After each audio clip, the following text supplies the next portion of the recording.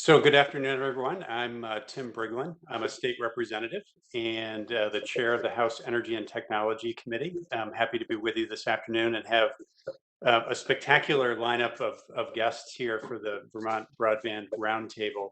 The discussion that we're going to have this afternoon is going to be organized so that we're going to have a number of our highly distinguished guests give remarks with regard to the work that's being done on broadband. Obviously, not only in the state of Vermont, but the heroic work that our federal delegation, starting with Senator Leahy, have been doing in Vermont in actually not just recent months, in recent years.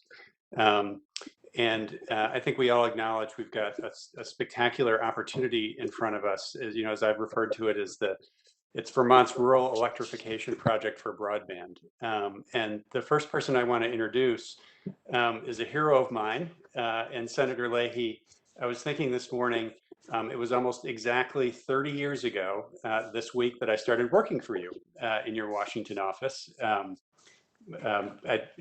would say the favorite part of my public service career. So it's great to have you back in Vermont. I know the Senate's on break this week, and it's good to have you here with us, and excited to hear about some of the things that you've been working on in Washington. And you need no more introduction than that.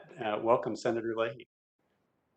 Well, thank you, Tim, and it's good to see you. And I know how much fun Marcel and I had. We did the photo show down at the school, and your family's there, and that was great. And seeing all of you, the governor and the lieutenant governor, the speaker, the president pro tem.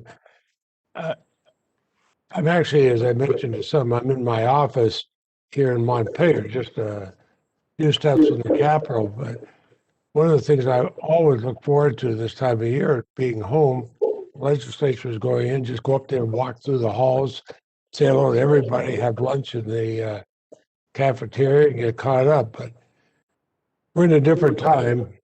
We've seen the pandemic actually exacerbate all the challenges facing our country.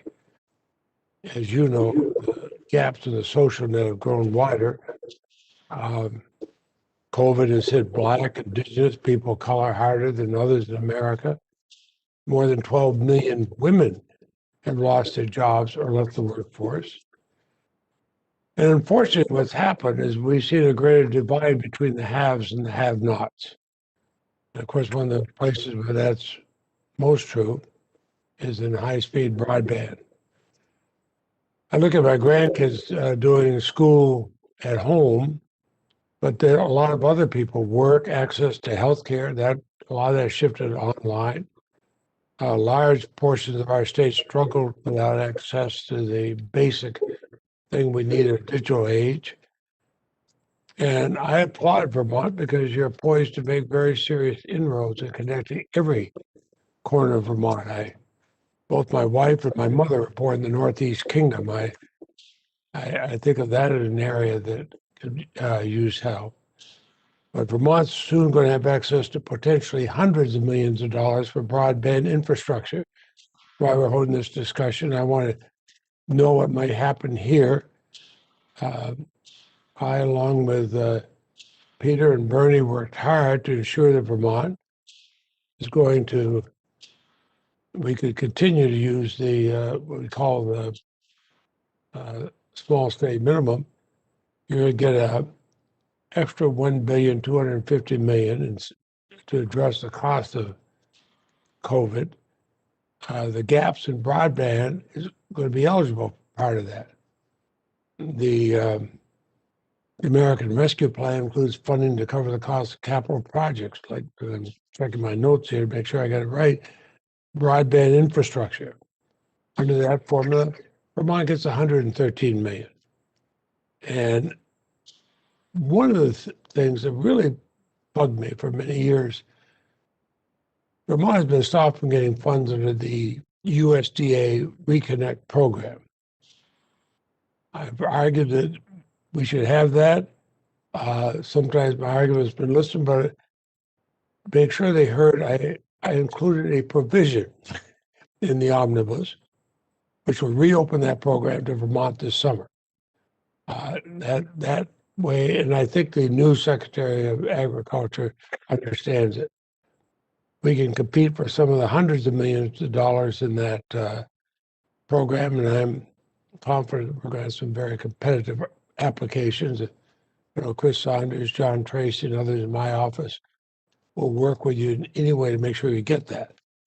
And let's see, the legislature, I wish sometimes we moved as fast in Washington as you folks have, but I'm looking forward to hearing what you're planning. But know that I will, I'm not going to be a shy, retiring person that the governor and lieutenant governor think of me as when it comes to asking for money on the Appropriations Committee. The president's agenda has to come before the Senate Appropriations Committee. I want to work with him. And I said, we'll do it alphabetically, starting with V for Vermont, and we'll go on from there. And I know Peter Welch at his Sakamot is doing the same thing over the House. But we got people like Evan Carlson of the NEK Communications Union District, community-focused internet service provider, Champlain Valley, Waitsfield Valley Telecom. But this is something you see only in a small state. And I'll close with this. Where else could you have? You got the governor, the lieutenant governor, the whole House delegation from Vermont, the president pro tem, the speaker of the House. So, and Tim Briglin, you know, Tim from the first day was in my office until he realized that office he taught us all that we're probably capable of learning, and he went on. And he's been such a tremendous friend and advisor. So, Tim, I know you're going to be moderating this. And Governor, thank you for being here. And I yield to, I go to the governor now, Tim? I wasn't sure if Congressman Welch was here. He We're is, going to he go is. from the federal folks into the state of Vermont. So if Congressman Welch is here, you're not up on my screen. Oh, I'm sorry, Congressman. Good to have you here. It's great to be here. Patrick, thank you so much. And, you know, we always count on you, and you always deliver. And that position you have as the chair of the Appropriations Committee, you'd use wisely for the country. But the country begins with the letter V. We've noticed that. And we're so grateful to you for the small state minimum that has helped Vermont get the funds that it needs to go to work. And thank you for your leadership on broadband. And Governor Scott, thank you so much for your wise use of the funds that are coming to help us contend with the coronavirus. And it's just great that our legislative leaders are all here. And my representative, Tim Briglin, is here as well. Just a couple of things I want to say. In addition to the money that has come in for broadband in the rescue package, in the original CARES funding, and we do have coming up the infrastructure bill that President Biden is proposing. And in that bill, Jim Clyburn and I have a legislation that we hope will be part of it and expect will, and it's the Connect America Act that would have $80 billion. And again, it would be going to the build out of broadband. Everybody is now aware that broadband is much like electricity was in the 30s. You simply can't have a society that has electricity for the cities, but not for the country. And the same applies to broadband. You know, that wasn't the case when I went to Congress. I started the Rural Broadband Caucus over 10 years ago, bipartisan, because a lot of us in rural districts were contending with this reality of what it meant not to have broadband. Now with the pandemic, the federal government gets it, that you have to have it for all the reasons that everyone has mentioned. But now we're at the point where I think we're going to get the money, but the really hard work is actually getting that broadband, future-proofed broadband, to that last mile on a dirt road to the farm where somebody like Patrick Leahy lives. Okay, that's hard work. And these unified districts really are where a lot of the action is going to take place. So the federal state partnership is the federal government has to come up with the funds, much like it did with electrification. But then the extraordinarily challenging practical work of making good use of that money to actually get that fiber to that home. That's going to be the work of Vermont, the state, the localities, and our communication union districts. And we want to be partners. And what I am so excited about in this infrastructure program is the broad support we have across the country. It's not a red state, blue state deal. It's like the reality. We have to have it. And with all of the turmoil of the pandemic, the aspect of the response that I find heartening is that all of us needed the vaccine, and we found ways to have that created quickly. And that was a combination of government and private folks working together. And then the aid that we need, whether you're a restaurant in a red state or a blue state, you needed help. Whether you're a family and you're trying to figure out how to juggle childcare because the schools are not open, you've got to do it. We provided help to everyone. And that's where our future is. It's in unity, especially when we saw the devastation that occurred with the January 6th event. So this broadband is something that is important for us in Vermont. We know that, and we are getting the money. And Patrick, thank you so much for your leadership on that and using your position so well on behalf of all of us. But now we've got an opportunity with Governor Scott and with our legislative leaders in our community communication union districts to get that job done. So thank you for letting me be part of this today. You, Congressman Welch, it's good to see you. And now we want to turn it over to Governor Scott. Thank you for joining us, Governor. And you had some exciting things to announce yesterday on broadband as well. And so appreciate you making time to be with us. Well, good afternoon. It's good to see everyone today. First, I truly want to thank Senator Leahy for his invitation to join you and for all he's done for Vermont, especially during this historic once-in-a-century pandemic. I can't tell you how much it means to me as a governor to our state to have someone with his knowledge, his experience representing us in Washington. And having said that as well, it's just to have the ability to just call him up when you need something or want to bounce something off him has been so beneficial again for me and for our state. The resources we've received from the federal government, but especially the $1 billion we're getting from the American Recovery Plan, is truly a transformative opportunity. As long as we get it right and set very clear priorities. From my perspective, we can't use this money to meet every need or plug the normal budget holes. We must focus on the big transformative infrastructure that will give us the best return on investment for our economy. For me, and I know for Senator Leahy and Congressman Welch as well, broadband is one of those priorities. It's something we've all talked about long before the pandemic. And now, at this point in time, one of the silver linings of this challenge is that we have a real opportunity to make enormous gains. So while we're still awaiting the federal guidance on how the money can be spent, if the administration and the legislature can agree on what investments we want to make, I believe we can take full advantage of this opportunity to strengthen our economy and invest in our communities by being strategic. And I see these big investments in 5 buckets. And I presented this the other day to the legislature. But one bucket, water and sewer. We know we have enormous challenges there. Housing, both for emergency housing, but also for those, the workforce. Climate change mitigation, high priority for us as a country, as a state.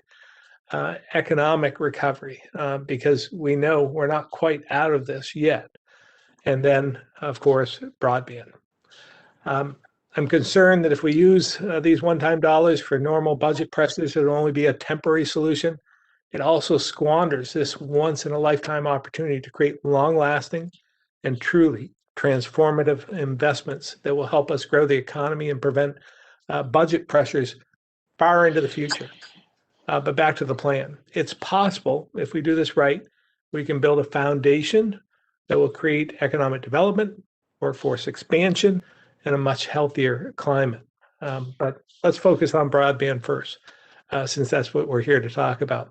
I believe Commissioner Tierney may be joining us today as well, and she could fill in some of the details when we get into specifics. But ARPA gives us the opportunity to provide every unserved and underserved Vermonter high-speed internet and ensure that broadband is available to all statewide. For example, the residents of the 165 towns currently represented by the communications union districts make up more than half the state's population. Even more importantly, they represent more than 90% of the addresses statewide without access to high-speed broadband. If deployed strategically, this funding will give the CUDs the opportunity to bring broadband to their districts. The 86 towns that are not in a CUD should also receive the same opportunity. And ARPA funding allows us the flexibility to focus on areas of the state that are not being upgraded by the private sector or through other federal programs. I believe we need to focus on delivering broadband to addresses that lack high-speed access today, with no solution in sight. And here's the exciting part. And I know I'm preaching to the choir here, but think about the possibilities this investment could bring us. Education transformation, better rural healthcare, more global internet sales, and other cutting-edge economic opportunities. World-class broadband will allow Vermonters to access jobs in other parts of the world and bring new opportunities for Vermont's businesses to reach customers all over the world as well. And it will allow us to leverage our quality of life to become a leader in attracting new workers, which we desperately need, who can work remotely anywhere in the world. As I've said several times, I believe these investments can be truly, truly transformative. And for all these reasons and others, I know Senator Leahy worked very hard alongside Senator Sanders and our good friend Congressman Welch, who used to be one of us in the legislature, to make sure small states like Vermont have this opportunity. So with that in mind, I want to end my remarks where I began, and thanking Senator Leahy again for his work and for getting us together to discuss this important issue today. Thank you. Thank you, Governor Scott. Governor. And before I turn the mic over to the Lieutenant Governor, just one housekeeping thing I want to mention. I know that there are a number of folks from the press who are participating in this. If you have a question that you'd like to ask, you can put that into the chat room. And that's going to be the communication mechanism to share that question with today's panelists. And the other thing I just want to take a quick sidebar to mention, both to Governor Scott and to Congressman Welch and Senator Leahy, is how incredible it has been as a state legislator to work with your staffs. Between Chris Saunders and Megan Foster and Commissioner Tierney and Clay Purvis and Rob Fish and Corey Chase, it's an all-star cast. And I can't tell you how much I appreciate working with all of the staff that not only support you, but support all Vermonters. So I don't want to let that go unsaid. So with that, Lieutenant Governor Gray, thanks for joining us. Thank you, Representative Briglin, and thank you, Senator Leahy, for the opportunity to come to the table today and share just a few perspectives from the Lieutenant Governor's office to share some of the voices of Vermonters who have reached out. And also just to say that with your support, I think Vermont can in many ways be a laboratory for rural America on how to get this right. So an exciting moment for all of us. I think it goes without saying that for the roughly 60,000 Vermont homes and businesses without access to broadband, each day over the last year of this pandemic has been a day without equity and access to online learning, as the governor mentioned, to remote work, to telehealth, to mental health and support services, to government resources, and even civic engagement. I'm sitting in the State House today, and we've had a lot of people try to access this building through Zoom. As we now take on the task of deploying the incredible broadband resources coming to the state, I see three opportunities, and these come from Vermonters who have contacted my office. First, we have an opportunity to reboot the broadband conversation in a way that puts the accessibility and affordability needs of Vermonters at the center of our planning, home to home and community to community across the state. Second, we have an opportunity to expand the conversation to be more inclusive. In reality, Vermont faces not one, but in fact, three divides. Not only a digital or technological divide, which we're here to talk about, but also an affordability divide and a knowledge divide. Each of these divides needs to be solved in tandem as one system. And if we agree, as Congressman Welch said, that broadband is the electricity of our time, we must address the affordability barrier for the roughly 50,000 Vermont families who are low income. If we agree that broadband is the highway to all the services and activities needed to thrive in a viable and healthy 21st century Vermont economy and society, then we must include in closing the knowledge, including the knowledge divide, those stakeholders who provided services through digital means throughout this pandemic. Who am I talking about? Our educators, our chambers of commerce, our healthcare and support service providers, our interest groups, and many more. Third, we have an opportunity to act in a way that does not promote one technology over another, which has been a historic and unfortunate thing, I think, for Vermont and many states. We have an opportunity to really put the needs of Vermonters at the center. So while I agree with some of the long-term proposals that have been put forward to build out permanent broadband, and I don't think that's in question, those proposals can't come at the expense of those Vermonters who don't have access right now, day in and day out. So I also believe we need to come up with a short-term companion emergency solution. And I'd like to end today with a really brief anecdote. When COVID-19 struck, I was contacted by a family from Worcester. Apparently they'd reached out over the last year, but when I took office, they reached out to me. And when COVID-19 struck, Matt and Megan, two education professionals, were required to remote work. And their sons, Noah and Rory, who were in high school at U32, were required to remote learn. We know this story across Vermont. This family lives just 13 miles from the State House. They live in Worcester, where I'm sitting here today in the State House.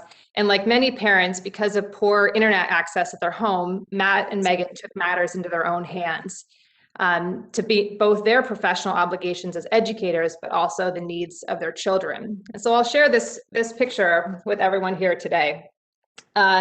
For Noah and Rory, they chainsawed off some legs from a chair and used a toddler table as a classroom in the back of a 2007 Honda Element that they parked in front of the Doty Elementary School. During colder days, they had to keep the engine idling just to stay warm. Matt, Megan, Noah, and Rory's story is just one of many across rural Vermont. We all know that. Matt shared with me this. Our family splintered in search of internet access for work and education, and it's been taxing and damaging to our children's education, our family's well-being, and to the professional work of educating children in Washington County and in the virtual context. So I'll end by saying thank you again to Senator Leahy for the opportunity to say a few words today. And I hope today's roundtable truly serves as a first conversation of many to come. I look forward to working with all of you and standing truly united to meet the urgent broadband needs of Matt, Megan, Noah, and Rory, and so many Vermonters. Thanks for having me today. Thanks, Lieutenant Governor. Next, we want to turn to Speaker Kowinski. Thanks for joining us, Jill. And I understand that you've got a House session to chair in not too distant future. So thanks for squeezing us in today. Absolutely. Thank you, Representative Briglin. And thank you so much, Senator Leahy, for hosting this event and for all of the incredible work you have done to help Vermont and the country recover from this pandemic. Your leadership has and continues to be so incredibly important. Since day one as Speaker, I've made it my priority to provide Vermonters immediate relief from the impacts of the ongoing COVID-19 pandemic and to advance long-term solutions that will help us build an even stronger, more equitable, and resilient future. One of those long-term solutions is closing Vermont's digital divide and making broadband internet accessible to all Vermonters. Vermonters who cannot access or cannot afford broadband, many of whom are geographically isolated, face challenges with respect to distance learning, remote learning, accessing telehealth services, and accessing government programs and services, including our institutions of democracy, such as our court system, and even our legislature. We have long talked about the need to expand broadband in Vermont, and the pandemic has only highlighted the issue and made it clear. There are tremendous disparities and a socioeconomic divide between those connected and those unconnected in our state. But thanks to the federal relief that Senator Sanders, Senator Leahy, and Senator Sanders and Congressman Welch crafted and passed, the Vermont House was able to pass House Bill 360 that includes $150 million dedicated to building out our broadband infrastructure and getting Vermonters connected. It would be the largest investment in broadband the state has ever seen. And I just want to give a shout out to Representative Briglin again, who's with us here as chairman of the House Energy and Technology Committee, the committee that crafted this historic investment plan. I just want to recognize you and thank you for your great work. As Congress begins to work to craft another infrastructure bill, the one thing that is so incredibly important is that Vermont have the time to be thoughtful with any federal dollars we receive. The most recent bill recognized that by extending the timeline for federal dollars, it gives us the time needed to engage with Vermonters across the state and get their feedback on where the greatest need is for investment. I have reminded our House members that while this past year has been one of the most difficult in our state's and our nation's history, it also gives us a once-in-a-lifetime opportunity to think about how we can recover and come back stronger than ever. Again, Senator Leahy, I just want to thank you so much for bringing us together today and for all of your work to support Vermonters.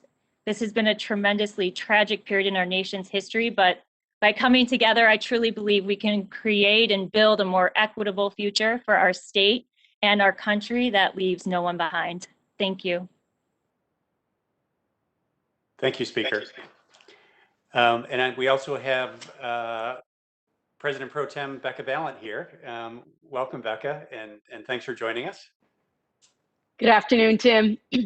So I'm Becca Balint, President Pro Tem of the Senate. A big thank you to Senator Leahy and to Senator Sanders and to Congressman Welch for all that you did to secure these funds for Vermont. I'm a state senator from Windham County, and I have numerous areas in my district that would benefit so much from a big infusion of resources to get everyone connected.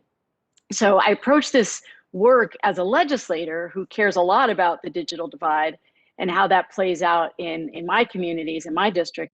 But I also see this issue through the lens of being a parent of school-age children. And last session, after the pandemic hit, my kids and I were at home trying to get our work done via Zoom, all of us working in different rooms. And I know I speak for so many parents across the state when I say, when we all often veered into the realm of absurdity. We all know that feeling when a notice pops up about an unstable internet connection, and that realization when we all seem to be speaking whale like Dory in Finding Nemo, in super slow motion. That kind of dynamic doesn't instill a lot of confidence when you're in a meeting, and it certainly doesn't help everyone to focus on the work at hand. And there were other times this past year when I was in the middle of speaking at a Zoom legislative event, and all of a sudden the Zoom audience could hear my daughter's glockenspiel lesson happening in the room next door. So, I know firsthand that working from home in a pandemic isn't often very glamorous, but my family was lucky. We live in town in Brattleboro, and we do have access to broadband with pretty decent speeds. But this isn't true for tens of thousands of Vermonters. And as others have said before me, the digital divide is real, and it's gone on way too long. Now, I'd venture to say that this issue has been the white whale for governors and legislatures across the country, and that's definitely true for Vermont. So for years, we've said that what we need is just a big chunk of change that we can finally invest to get everyone connected. And now it seems like we might actually have the resources we need to close this digital divide in Vermont. So it's really exciting. And frankly, as others have alluded to, it's a little daunting because I know all of us on this call from the legislature, we don't want to screw it up, right? We want to get it right because individual Vermonters and families and communities across the state are really counting on us not to squander this amazing opportunity. We know that broadband is vital for education and for commerce and for telehealth. And during this pandemic, we've also become keenly aware of its ability to connect all of us at a time when we feel so deeply disconnected and distant from each other. And all of that is true. But connectivity is also a ticket to wealth generation. And it is a ticket to shrinking inequality. We know that homes are valued higher when they are in areas that are broadband connected. And another aspect of the equation is that some Vermonters are having a tough time selling their houses right now because of poor or non-existent broadband. So it directly impacts Vermonters in the pocketbook. Broadband helps to raise income levels and build wealth for those who have access, and families who do not have access to broadband are going to continue to be left behind. So we have an amazing opportunity here, and we have to be laser focused on closing the digital divide. And this has to be the heart of the work that we do in the legislature as we strategize on how best to direct the funds from this federal package. And I see our work in the Senate as really building on the tremendous work that was done by Representative Briglin and his committee. Had a wonderful meeting with him and one of his committee members the other day, trying to smooth the passage into the Senate, and for us in the Senate to look on how do we improve on the work that they've done to make sure that we don't just have access available for families, but it's also an affordable option for them. So thanks again to the congressional delegation. Thanks, Senator Leahy in particular, for pulling this together. And I look forward to hearing the rest of the conversation. Thank you. Thank you, Pro Tem. Appreciate those remarks. And we're now going to turn in our group of panelists to a couple of folks who are actually out doing this work right now and kind of toiling in the vineyards, if you will, of growing fiber. We have two panelists here: Evan from NEK Broadband, a CUD in probably the ruralmost part of Vermont, and Kurt here from kind of the southern part of Chittenden County, northern part of Addison County with Champlain Valley Telecom. First, I'd like to turn to Evan and then to Kurt after that, and then I think we're going to move into more kind of question and conversation with some comments on what we've heard. So go ahead, Evan. Great. Well, good afternoon, everyone, and thank you for this really special opportunity to speak with you all. I'm Evan Carlson. I'm the chair of NEK Community Broadband. NEK Community Broadband represents the three most rural counties in Vermont. We have over 3,000 miles of construction to complete in order to achieve our very lofty goal, but essential goal of getting universal service. Based on our latest modeling, we estimate that we will require nearly $120 million in capital expenditures to be able to actually complete this work. This would include overbuilding cable, which we believe is inevitable if the state is going to reach its statutory goal of 100 to every address. NEK Broadband is hyper-focused on achieving this goal in our region, but along with that we want to see and ensure that we're creating jobs in our communities and circulating these dollars to people across the region. Getting rural residents connected to affordable high-speed service is our #1 priority. But as we build public infrastructure, we don't want to be short-sighted, and we must not be short-sighted. We must be forward-thinking, and we need to design our networks to support other communication needs, things like public safety, electrical grid modernization, mobile wireless, all the things that ultimately make our rural communities more resilient long-term. And it's not too often that we're getting this volume of money to do these types of projects, so it's essential that we're doing it the right way. The CUDs are set up to do this work, and as CUDs, we are driven not by revenue, not by the shareholder expectations, but by our community's needs and the belief that universal service is an equity issue. We are accountable to our neighbors and our community members, the folks that we see at the general stores, the transfer stations, and at town meeting day. They're the ones asking us about this work and where we are in the process. Local ownership of infrastructure is also absolutely core to this.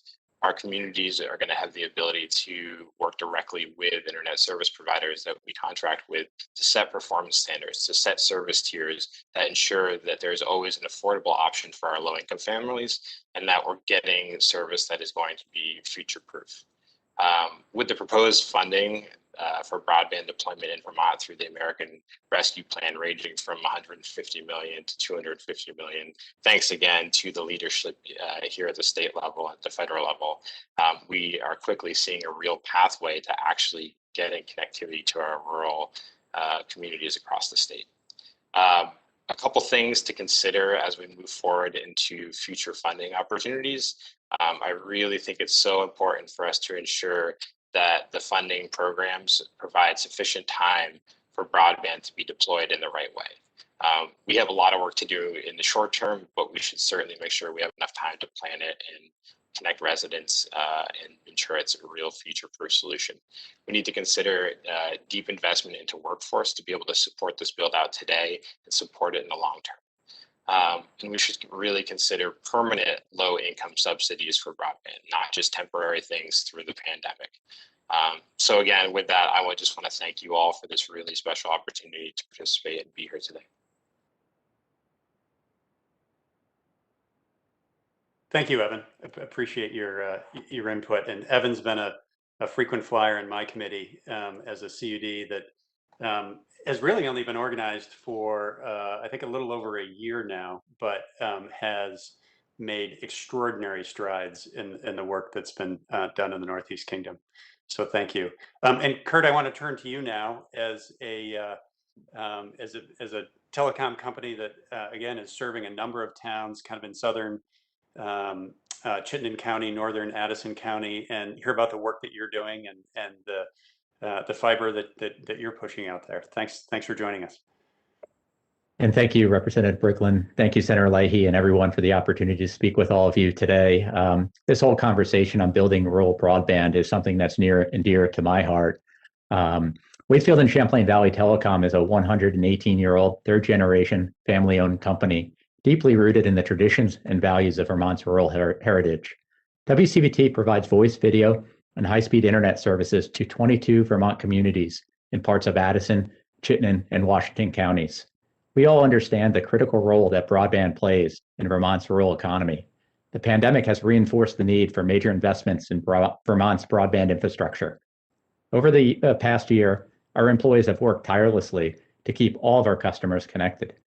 We have seen significant increases in the utilization of our network, turned up additional free community Wi-Fi hotspots, worked with our local schools and community partners to ensure that all students are connected, and have continued our network evolution to gigabit fiber in the rural communities we serve. Today, almost 40% of our broadband customers are now served via gigabit-capable fiber-to-the-home technology. Each year, we invest millions of dollars in our network, and this year, we are planning on converting an additional 1,500 customers to fiber. Any additional dollars we receive will be invested in fiber optic infrastructure and converting additional customers to gigabit fiber. We are making steady progress, but there's still a lot of work to be done, and it will take a significant capital investment to serve all of our customers with a symmetrical gigabit capable fiber optic network. We welcome the announcement of new state and federal funding initiatives to help expand rural broadband in Vermont. We're also hopeful that you recognize the critical role that local independent service providers like us play in delivering broadband to the rural communities we serve. Any additional state or federal funds that we receive will complement our existing investments and be focused on new shovel-ready fiber projects and accelerate the number of customers we can convert to fiber. We have the knowledge and the experience to help make this happen. I'd like to reinforce 3 points. First, community-based providers of all kinds get the job done. We are a local provider in the communities we serve.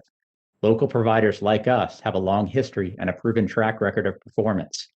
The state and federal government should provide a preference to these community-based providers, whether cooperative or commercially owned, to finish connecting Vermont's rural communities. Second, we should prioritize funding for the broadband deployment to and underserved areas first. This will target limited resources where they are needed the most, while leveraging existing networks that already deliver quality voice and broadband services. Finally, we should be deploying future-proof networks. We are building gigabit-capable fiber optic networks. Funding should support future-proof networks that will deliver broadband services capable of meeting today's and tomorrow's needs. The most efficient use of taxpayer dollars is to support networks that will not quickly become obsolete and need to be entirely rebuilt in the near future. I believe that we have a once-in-a-lifetime opportunity to solve Vermont's broadband gap and ensure affordable access to all Vermonters. Solving rural Vermont's broadband challenges need to be an inclusive, collective effort, and we all need to work together to make this happen. Thank you for allowing us to be part of the solution of building broadband to all Vermonters. Thank you, Kurt. Appreciate you being here. A couple of things as we turn this into a more open conversation and questions, and also there may be some questions coming in from the press. I've made some notes here, trying my best as role as moderator not to editorialize, but probably some of that will seep in. But a number of themes I think have come out in what we've heard, both from Evan and from Kurt, and also the elected officials here. One is a prioritization on unserved and underserved areas in the state. And I think that is incredibly important as we kind of focus on what to prioritize, what job to focus on. And frankly, that's in the most rural parts of our state. And I know that is also an important part of the governor's plan. It was an important part of the House bill that passed last month. Another issue is affordability. It's absolutely the case that if you have a fiber line going by your house, but you can't afford the service, it really doesn't do you much good. And something I want to call out our federal delegation for, again, that hasn't come up in this conversation, is in the stimulus bill that passed in December, there was over $3 billion that went out for affordability provisions. And I think that's been underappreciated. That money is starting to hit states now. And I think that can have an enormous impact. So affordability is absolutely a critical function. A couple of folks had mentioned workforce.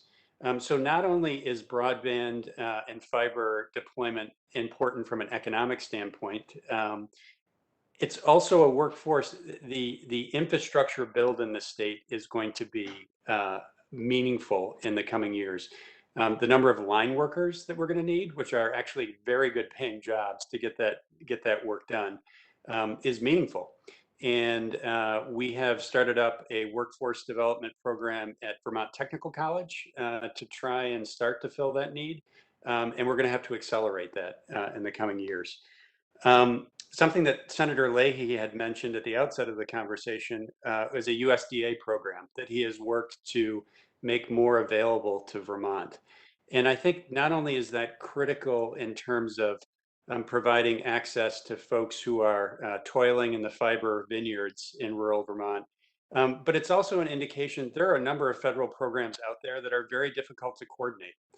And really appreciate the senator's work on making that more available to Vermont telcos to CUDs to other folks out there who are trying to get fiber into the farthest reaches of the state. Another thing that I think that we heard from is the concept of future-proof technology, and this is where I will editorialize. We've heard this from Evan and from Kurt. I am not technology agnostic. I am pro-fiber. And the idea is that we need to build fiber so as not to open up a new inequity in our state, which is people who have access to future-proof technology versus folks who have access to, kind of the technology of the past or the technology that is going to become outmoded very soon. And I just think we have to take great care in not opening up new inequities as we roll out this work in coming years. It's something I'm very concerned about. And it's interesting the work that the legislature has done, and Evan is here representing a CUD, and I know Kurt's company is in conversations with and working with CUDs, and those partnerships I think are critical in getting this work done. The concept of a communication union district is something that is truly unique to Vermont, and I think we all take caution when we come up with a totally new solution. But I think Vermont has come up with something in terms of these communication union districts, which have been around for 5 years in statute, but really have grown in not only geography, but in ability in the last 2 or 3 years. 3 weeks ago, I did a call with the Pew Foundation from other states that are looking at what Vermont is doing and how to bring kind of community-oriented public solutions to these, to parts of Vermont. And as I open this up to kind of comment and conversation, it was stunning in a very good way to read what came out of the White House last week in terms of President Biden's infrastructure plan. And I read this with pride because I feel like either Senator Leahy or Congressman Welch may have been sitting in the room as this concept, because it feels like it was written by a Vermonter. But what this program says, coming out of the White House, is that the broadband program prioritizes support for broadband networks owned, operated by, or affiliated with local governments, nonprofits, and cooperatives, providers with less pressure to turn profits, and with a commitment to serving entire communities. And the president goes on to say that he prioritized building future-proof technology. And again, that is, future-proof is a phrase that essentially refers to fiber. And this once in a generation, maybe once in multi-generation opportunity that we have is one to do this work once, not do it in such a way that, oh, it's 2027 and it's time to bring out the next technology. As somebody said to me in a hearing we had, is fiber really a future-proof technology? And he said, no, it's not. As soon as you figure out how to do something faster than the speed of light, then you will circumvent this technology. But in the short term, we need future-proof as a state. So that's my editorializing. But I want to open it up to comments and questions. And I will also say to Chris Saunders, who I know is here, and Vic, even though I'm the chair of the technology committee in the House, I'm not sure that I have the capability of pulling up some of the press questions that are in the chat. So I would welcome help on identifying questions that might come in here from the press corps. But again, I want to open this up if folks would like to chime in with comments and questions as to what they've heard from around the panel.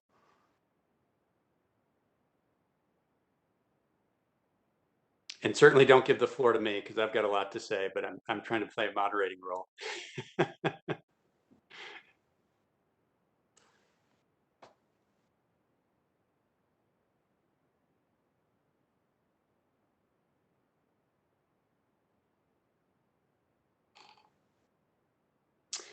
Well, I will chime in with a couple of things. I'm sorry. I do see a question that's come up in the chat that I'm going to pull up here if I can see it.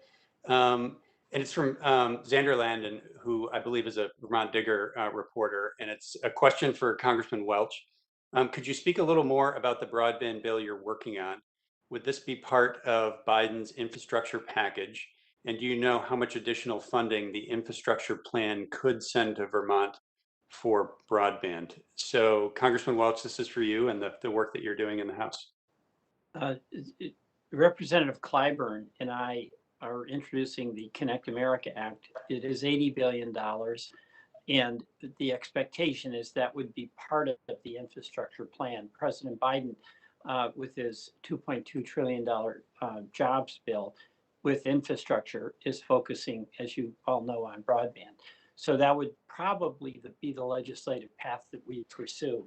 This independent bill would probably get folded in. That would be the hope, to provide substantial funding that would be available across the country. I don't know how much Vermont would get. Those tend to be formulaic, but that's where Senator Leahy is always so incredibly helpful, because with the small state minimum, Vermont does well. Thank you, Congressman Welch. Something that I will mention just as a comment for our federal delegation and Governor Scott as we work together on a Vermont plan. Something that's extraordinarily helpful, and I know our federal delegation hears this all the time, but is the ability to be flexible with those dollars. I know every state feels like they have a unique issue or a unique problem to solve. I think it's extraordinarily helpful from a legislative perspective when we're working with the governor and the Department of Public Service and CUDs and private providers around the state to have the flexibility as to how to use that money. And I think the stimulus package that has just come out appears that we will have maximum flexibility into how to use those dollars. And that's extraordinarily helpful, I think.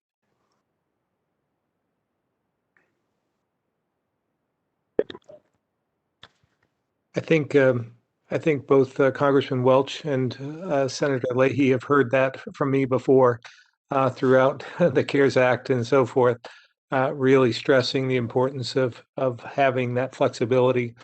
I can see where we may need more flexibility as time moves on with the ARPA at this point, but we don't know what they all are yet because we haven't received all of the guidance from the Treasury yet either. So I can envision a time when we'll be connecting with the congressional delegation on opportunities to provide more flexibility so that we get the biggest bang for the buck out of any money we receive. So we're very appreciative thus far, but we don't know what we don't know at this point. So we'll wait until the guidelines come out and see what we need for help. But they've always been very helpful in that regard and in trying to do what's best for Vermont. Thank you, Governor. And I might add to that, Tim, we certainly, as Vermonters, we certainly know that it's not a one size fits all. What might be needed in a large western state with combination of both big cities and very small towns far apart can be different than where we are. I'm hearing the discussion, for example, of the Northeast Kingdom, and I know when my maternal grandparents immigrated into the Northeast Kingdom from Italy, early 1900s, how excited they would told me about as a child, how excited they were when they could turn on a light, not have to light a lantern, but turn on a light. And I grew up in Montpelier, so well, you just flick the switch on the wall. We take it for granted. And I think I've heard some of the comments. There will be inducement to have the latest super whiz bang, but that's not going to reach a lot of Vermonters. We've got to have something. I know the legislators, the governor and the lieutenant governor talked to me about this, how you get jobs out into the rural parts of our state. And every time we talk about that, there is one thing, and Peter's heard it, he's going to run the state. Okay, what kind of connectivity do we have? How do we stay online? How do we ship plans and blueprints back instantly? And so that's, Tim, I appreciate what you said. Let's be realistic. We got the money, but let's make sure that we're not aiming for something 25 years down the road. Let's think what we can do now. Thank you, Senator. Something that has come up in conversation, again, there'll be a question about the flexibility of our ability to work with the federal dollars. It's something that I've talked with the governor's team about, which is one of the things we've heard from internet service providers, particularly the CUDs around the state, is we don't need grants. Loans would be great. The model of providing internet service and signing up subscribers for folks who need internet service, it's a subscription model. It generates cash flow for internet service providers and the ability to pay off those loans. And I think as Evan had mentioned and Kurt alluded to, it's going to cost hundreds of millions of dollars to ultimately get this work done. That's not all going to come from federal stimulus dollars. If we can use some of those dollars to loan and then recycle those dollars to support additional projects into the future, there's a way to leverage this money to support Vermont's connectivity needs for years to come. And that type of flexibility is the thing that, again, I think would serve rural parts of the state, would serve CUDs, would serve their private telecom partners extraordinarily well. So that's one of the flexibility things that I was alluding to. We have another question in the chat here from Pat Bradley. And Pat, I'm sorry, I don't know your publication if you're a member of the press. And the message says the CUDs are fairly new. Not sure exactly what this said, but why will the districts allow for long-term success in broadband expansion? So I think that's something probably more directed at Evan. And I think the question goes to CUDs are relatively new. And can they get this work done? And what's the path that you're taking? Yeah, excellent question. I mean, I think the quick answer is that the CUDs have over the past year done so much work to be as collaborative as possible and working with partnerships in many ways teed up by the Department of Public Service and the legislature. Direct collaboration with electric utilities, working with small local ISPs and other people who have been working on this problem for many, many years. So there's more than one stakeholder at the table to ensure that this work is going to be done long term. In addition to that, all these volunteers that are associated with the CUDs, many of them participated in what we recently put on, which was a Vermont CUD accelerator program. And so the goal of that was to spend 9 weeks really getting all the CUDs the foundational information they needed to be able to make more informed decisions on how to actually build and construct these networks, and understanding the capacity long term over the next 5 to 10 years is really key. And how do we ensure that our boards are going to be able to support this work, and making sure that we're building leadership not just at the top, but spreading out knowledge across our boards and across our communities on how to make this work long term. Pat, something I would add to Evan's answer, and the only reason I can add to it is because in the State House, we've had the venue of seeing different CUDs working around the state. 2.5 years ago, we funded work that CUDs would do to essentially, I call it pave the runway, so that they would be ready at this time to actually take off and either start building fiber themselves or be working with internet service provider partners to do that work within their regions.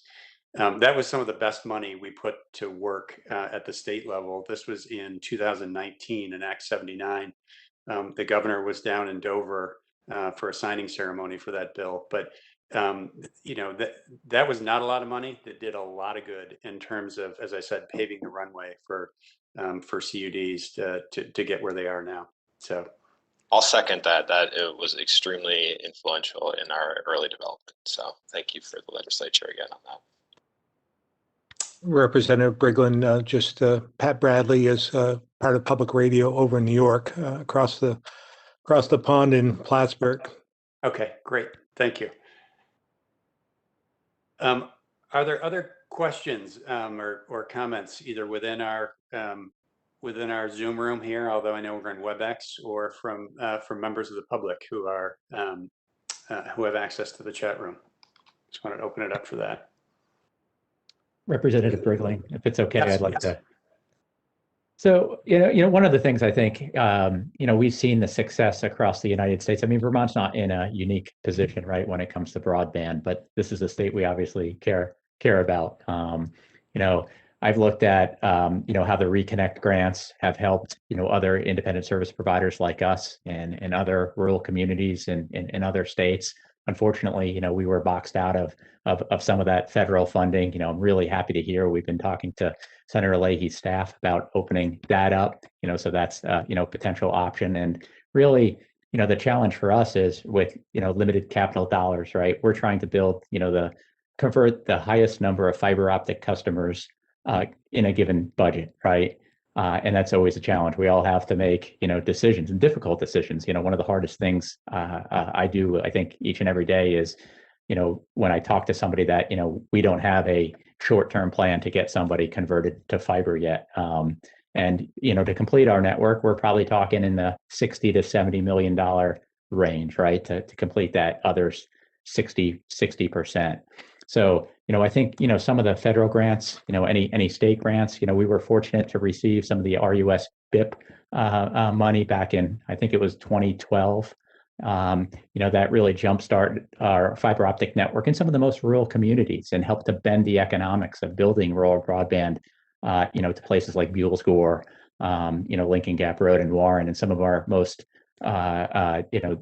customers that were the most underserved and the most expensive to build to. So I still think that, grants can play a role. We received almost $1 million of the CARES Act money. And I will echo your sentiments on the flexibility, because we were able to get it done, but just under $1 million provided another 240 customers that we were able to convert to fiber that we needed to get done by the third week of December. And that was a big push to make that happen by the deadline, but it did happen. Yep. Thank you, Kurt. I've got a question actually for Kurt, maybe Evan as well. But I know, trying to get the dollars out and seeing what I'm seeing in the building construction sector, that the availability of product as well as the inflationary value of materials is going up dramatically. And I'm wondering about fiber right now and some of the conduit that's needed and some of the operations. Is that becoming a problem as far as availability? Thank you, Governor. And I know obviously, given your former role, you're intimately familiar with a lot of the buried construction, the costs and the challenges associated. And the availability of fiber is becoming more and more of a problem. We ordered a lot of cable in the past year to try to keep up with future projects and future demand. The same thing with duct and conduit, electronics as well are becoming, the ONTs, all the optical network terminals and the OLTs as well. We've seen the delays in, COVID delays with chip manufacturing and some of the facilities being shut down, and that has a ripple effect. And also on the demand side, right? And that's my big fear going forward in the next 1 to 5 years, with all the RDOF money and, state programs and additional federal funds flowing, how with all these different materials, I think the procurement is going to be a challenge. We're fortunate to have really good vendor relationships that go back many, many decades, and we've been able to work around those challenges, but it hasn't been easy, and I think it's going to get harder. Evan, anything to share on that? No, I mean, we have heard anecdotally the same things and challenges relating to materials and fiber supply, especially last year with the super tight deadlines. So, I mean, I think the sooner that we can get any planning and orders in, anticipating the kind of accelerated build outs over the next couple of years, the better. And Governor, we've heard this also as we mentioned earlier, in the workforce front. Eustis Cable, which is one of the largest, probably not the largest, line working company in Vermont, those workers are not only in demand in the state of Vermont, they're in demand across New England. So, Vermont is a state in terms of the fiber and telecom work we're doing, as well as the demand for our workers. That's across New England. And really across the country. We are not unique in the work that we're trying to do here, and we are in competition regionally, even nationally, for whether it's the materials or the workers to do this work. So yeah, I think Representative Briglin, you're right. But this was pre-pandemic that we had workforce challenges. This hasn't helped the situation at all. We're going to have those problems after as well. And I keep telling our team that this is across, not just in the telecommunications world, but in all, whether it's building construction or any type of infrastructure improvements. We had a lack of workforce in the trades significantly in future years. And so it's an area that we need to try and concentrate on, because it's all part of the puzzle, putting this all together so that we can build out our infrastructure and make Vermont the foundation stronger. But we need folks there to help us build the foundation. So this is going to be challenging, but I think we're up for it, and we have the safest, healthiest state in the country. And we've seen where the real estate market is growing. It's probably a very hot market because of what we've done with the pandemic, and we just have to take advantage of that and try and attract more people into the state. thank you, Governor. And because we are, this is a group of maybe the most overscheduled people in the state of Vermont. I want to give a chance for Senator Leahy to have the last word, since you were so kind in bringing us together here. But Senator, if you have any final remarks, I think that'd be terrific. No, just that I've been making, you can see I was making a whole lot of notes as you're going along from all of you, talking about everything from supply to workforce to availability to what makes sense. I come back with the idea of what can we do now quickly, and not, oh, we got this wonderful plan for 5 years from now or 10 years from now. That's not going to do what we need. We have to, and we have to have in our education system, we have a number of schools that are doing things on cybersecurity. Norwich University has a good program, Champlain College and others.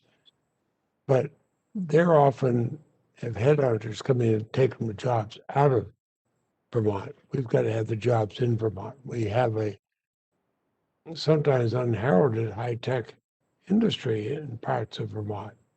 We got to figure out how we can expand that. I talk to businesses all over the country. I mean, they come in to meet with me at the Senate, or I'm at meetings of theirs, and I say, "Have you thought about coming to Vermont? What do you have for workforce? You're a small state. What do you have? What can we find?" I start telling them some of the things that we're creating some of the high-tech things we do, and that at least gets them interested. I know the governor and lieutenant governor, the leaders in the legislature, all trying to get people back. I realize it's almost a cliche to say success will build success, and I think it will. But we've got to make sure that, one, our schools are actually teaching for these jobs, but that the jobs are there and the jobs are in Vermont, not that we're educating them to go elsewhere. I could go on for hours. I'm not going to, but I'm here. My staff is here. I saw Chris just come back on. John Tracy been sitting here in the room listening to all this. We're available for anything. And as Tim knows from his years working for me, I've often said senators are merely constitutional impediments. The much brighter staff will work for them and do all the work. But please send in ideas any of you have to us. It is helpful. And thank you for doing that. And I thank the governor and the lieutenant governor for, you got busy jobs for staying all this time. I may even, I was a darn homesick for it. Can you walk into the State House these days, or do you have to have a special permit? I think we'd make an exception for you, Senator. I'm gonna, ourselves running some errands, we may just swing by. Anyway, thank you all very much. Thank you for taking the time. And I'm going to, Senator, yeah. before we wrap, we did have a question, two similar questions, one from Keith at the Rutland Herald Times Argus and one from Greg at the Reformer, asking about regulation of the internet and what parameters will be put around these new funds. When the electricity was run to all homes, there are regulations guiding that, and it's different for broadband. And so the question to any of the panelists, will there be protections around these funds, and how will they be guided in ensuring that they're both well spent and that consumers are protected against price increases? And I know we have the Public Service Commissioner on here as well that may have thoughts too. I think the Public Service Commissioner would probably have the most say in that, but when we talk about the internet, we have two kinds of regulation. One, of course, is content, and we're not going to be going into that in any way in this legislation. But I think that the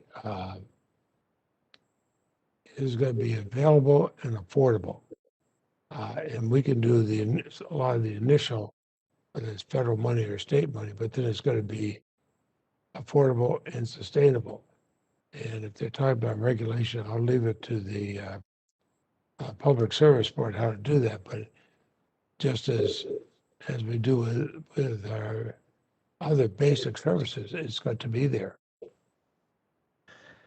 I'll try and answer it as well. Obviously, this is a question for legislators, and there's always a place for regulation.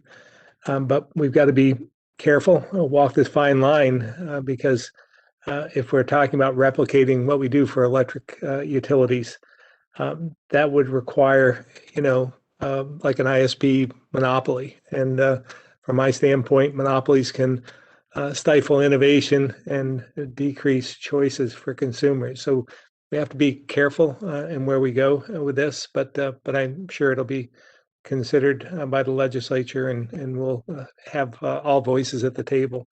But as Senator Leahy had said, we want to make sure that we have it available and we get it out there as quick as we can, and protect something that's affordable for consumers.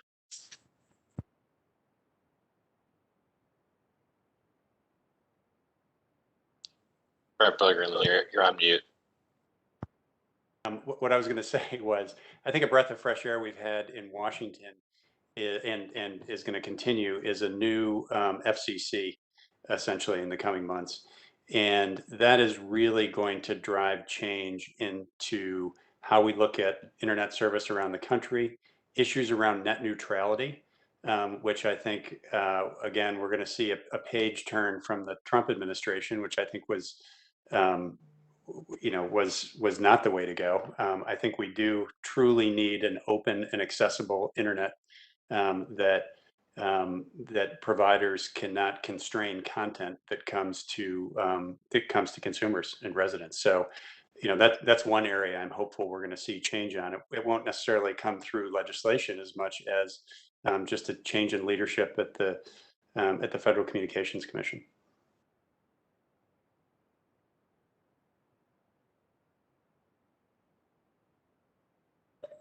Thank you, Tim. Thank you, everybody who's who's been here. I'm going to sign off, and this was great. I feel like I'm home.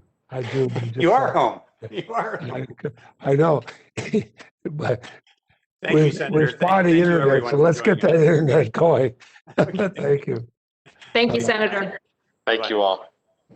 Thank you. Okay.